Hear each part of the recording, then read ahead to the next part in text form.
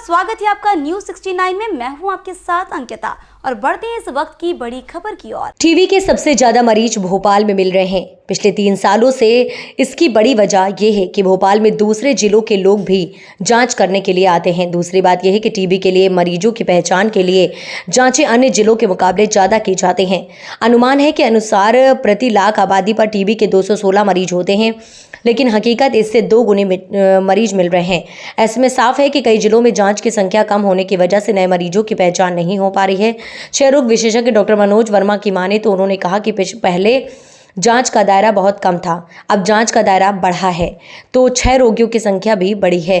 पहले भी ये बीमारी होती थी, लेकिन उनकी सही जांच नहीं होने से पता नहीं चल पाता है। डॉक्टर वर्मा ने कहा कि अब नई तकनीकी आने से इलाज भी आसान हुआ। स्मोकिंग करने वाले, खदान पर काम करने वाले मजदूर, शुगर रोगी या जिनको 2 हफ्ते से ज़्यादा खांसी है, उनकी भी जांच की जा रही है। दरअसल मरीजों की पहचान करने के लिए अभियान चलाया जाता है। डॉक्टर टीबी मरीजों के स्वजन की जांच करते हैं। ज्यादा जांचों की वजह से मरीजों की संख्या ज्यादा रहती है। नियमित इलाज से करीब 6 महीने में मरीज ठीक हो जाता है। टीबी के मरीज बढ़ रहे हैं ऐसा अपन कह सकते हैं, बट की हकीकत में मैं देखा जाऊं तो टीबी के जो जांच करने की टेक्निक्स है वो ज़्यादा बढ़ रही है, जिसके कारण से टीबी के रोग भी निकल के आ रहे हैं।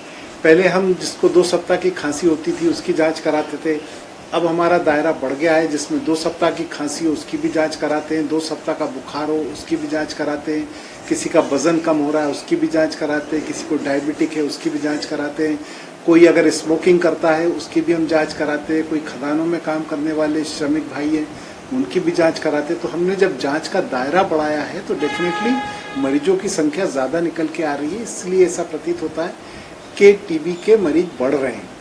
देखा जाए तो टीबी के मरीज तो जितने थे हम कहीं ना कहीं किसी कारण से उन तक पहुंच नहीं पा रहे थे। अब हमने जांच का दायरा विस्तृत करके जहां तक हम पहुंच नहीं पा रहे थे वहां भी पहुंच के हमने टीबी के मरीजों को खोजा है और निकाल के उनको इलाज पे रखा है, क्योंकि लक्ष्य है कि अब 2025 तक हमें टीबी का उन्मूलन करना है।